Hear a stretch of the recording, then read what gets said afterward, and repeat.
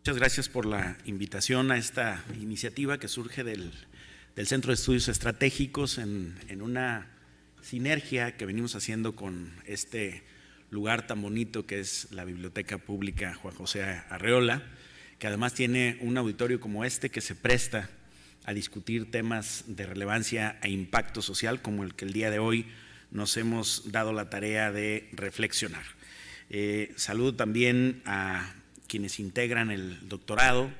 y la maestría, el posgrado que está participando, está directamente involucrado con estas actividades, y al Centro de Estudios Estratégicos, naturalmente a quienes nos ven y nos escuchan a través de los micrófonos y las cámaras de Canal 44 y Radio Universidad de Guadalajara. En México, desde 1983, se adicionó un párrafo en la Constitución Política de los Estados Unidos Mexicanos, en el artículo 4,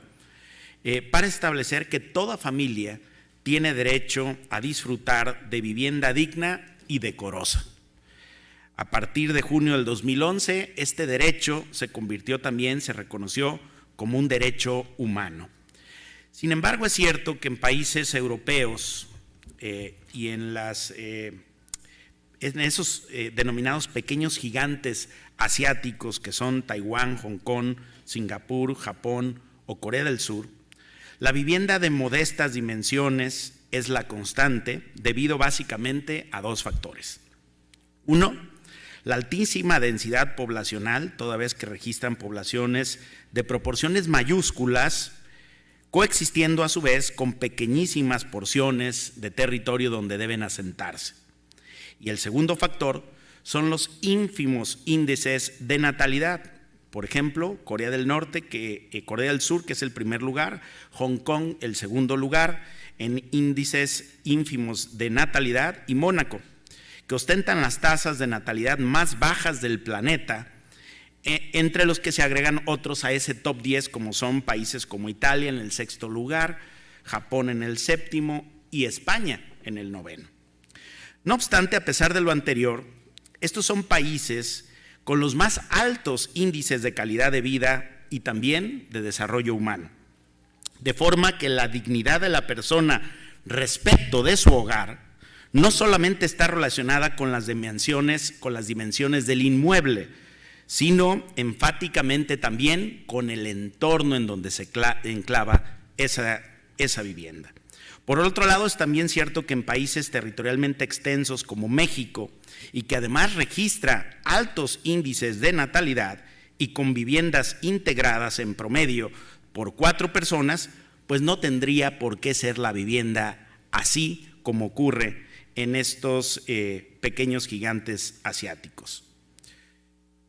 De acuerdo con el INEGI, el 28% de los mexicanos residen en viviendas de menos de 55 metros cuadrados. En Jalisco este número asciende al 21%, lo que comprende casi 300,000 hogares en nuestro estado, 300,000 familias que viven en un promedio de 55 metros cuadrados.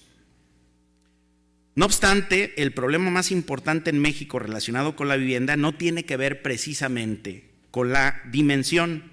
sino con la corrupción que existe en la forma en que se construye esta vivienda, lo que evidencia su deplorable construcción y la fallida condición sociourbana de estas pequeñas viviendas construidas en México. Respecto de su construcción, de acuerdo otra vez con datos oficiales, los del INEGI, el 45% de las viviendas en el país cuentan con filtraciones de agua, 41%, de acuerdo al INEGI, con grietas y cuarteaduras, 16% con deformaciones en marcos y 15% con levantamientos y hundimientos del piso. Esto incluso ocurre en regiones altamente sísmicas que año tras año enfrentan desastres naturales, lo que resulta particularmente alarmante. Por otro lado, respecto de la condición sociourbana de las viviendas, dos botones de muestra para esta discusión. INEGI sostiene, por ejemplo, que el 45% de los mexicanos están poco o nada satisfechos con el acceso a centros de recreación y un 27% poco o nada satisfechos con su acceso a parques y espacios deportivos. Todo lo anterior ha ocasionado un singular fenómeno social, del que, por cierto, hemos tratado en Canal 44 y en Radio Universidad de Guadalajara: viviendas en las que nadie quiere vivir. Así es como entre 2005 y 2018 se disparó en un 107% el total de las viviendas de interés social abandonadas. Nada más en Jalisco son 70,000 las casas que se encuentran en el abandono, las cuales retratan de cuerpo entero en las periferias de la metrópoli una suerte de Chernobyl en Jalisco. No obstante, debe decirse que de todo ello se debe principalmente a la evidente corrupción concertada entre autoridades y desarrolladores inmobiliarios que no solo construyen y ofertan vivienda cara, mal hecha, entregada a destiempo, sino además con las mínimas condiciones y adecuaciones del entorno urbano. Es así como nuestros inhumanos complejos habitacionales han sido construidos por desarrolladores de funestas calamidades, de forma que el acceso al agua potable, que es un derecho humano, en estos hogares resulta una franca quimera. Caóticos y ecocidas sistemas de aguas residuales se encuentran claramente omnipresentes en estos nuevos fraccionamientos. Escuelas que nunca se construyeron en sus inmediaciones, incluso espacios que aún evocan esa esperanza de verse algún día materializados. Los supuestos parques y áreas verdes que fueron vendidos a los usuarios y que ahora son defraudados habitantes, pues son espacios a los que nunca tuvieron derecho porque tampoco se construyeron. Lucieron apenas en una maqueta. Asimismo, la ausencia de una robusta red de transporte público, no solo limpio y seguro, sino eficiente y suficiente en los traslados, suena más a un realismo mágico en las interminables promesas discursivas de los gobiernos que prometen resolver algún día el problema del transporte y que hoy por hoy están legalizando y alentando el mototaxi. Por esta razón es que la OCDE señala que en México, ojo, el sector de la construcción es el segundo sector en donde ocurren más casos de corrupción y soborno. Si ahora ustedes se preguntan por qué hay movimientos inmobiliarios con tanto énfasis en la construcción de casitas, pues es porque ahí ocurre, según la OCDE, el segundo espacio de mayor corrupción para sobornos. Con relación a ello, los ayuntamientos de la zona metropolitana de Guadalajara han perdido por incompetencia, omisión y o simulación la facultad conferida en la Constitución, en el artículo 115, de autorizar, controlar y vigilar el uso del suelo y otorgar licencias y permisos para construcciones, porque desde hace al menos una década, el Tribunal de Justicia Administrativa, que se ha erigido como el enemigo público número 1 de la ciudad, es quien ejerce esta facultad en colusión, en complicidad con voraces desarrolladores inmobiliarios que han señalado públicamente, como lo dijeron en mural, que han aprendido a utilizar al Tribunal de Justicia Administrativa. Es así como este corrupto tribunal ha autorizado a través de argucias legales casi 500 torres habitacionales chuecas que se encuentran fuera de toda norma en la zona metropolitana de Guadalajara y que por la vía de los hechos consumados son posteriormente enderezadas a pesar de violar planes parciales, usos de suelo, áreas naturales protegidas y zonas de fragilidad ambiental. De suerte tal que el capital natural de la ciudad termina sucumbiendo ante la voraz acumulación del capital económico de autoridades y desarrolladores inmobiliarios a través de las argucias jurídicas que hoy legalizan lo ilegal, apuntalando los negocios al estilo Jalisco. Prueba de ello es el atípico número de incendios severos ocasionados en la primavera de manera dolosa, 5 veces más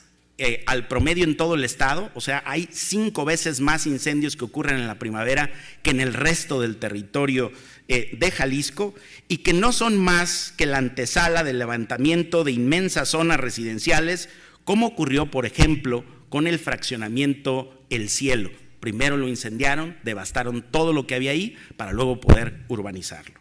Asimismo, el Bajío se encuentra hoy en la misma situación de indefensión ante el irregular crecimiento de asentamientos humanos y la preventa de las villas panamericanas, por cierto, autorizadas y legalizadas por el Tribunal de Justicia Administrativa en complicidad con el Ayuntamiento de Zapopan, que se dejan perder deliberadamente los juicios. Uno se deja perder y el otro pone el nombre, que al final pues ya la reputación no la tienen, les da exactamente lo mismo.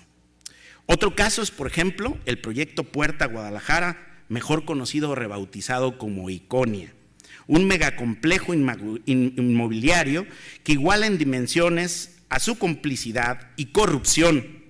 que se asienta sobre un terreno que fue adquirido por el Congreso del Estado de Jalisco para construir un parque. Habría que preguntarnos si a Guadalajara y a la zona metropolitana le hace falta o no los espacios públicos y en especial los parques. Pues bien, este parque fue entregado a cambio de nada porque no han pagado nada. Lo entregaron a un grupo de desarrollos inmobiliarios para que hicieran ahí torres de departamentos en un lugar y en una colonia donde no existe el suministro suficiente de agua potable, y con ello están generando la necesidad, dejándole la necesidad a la sociedad.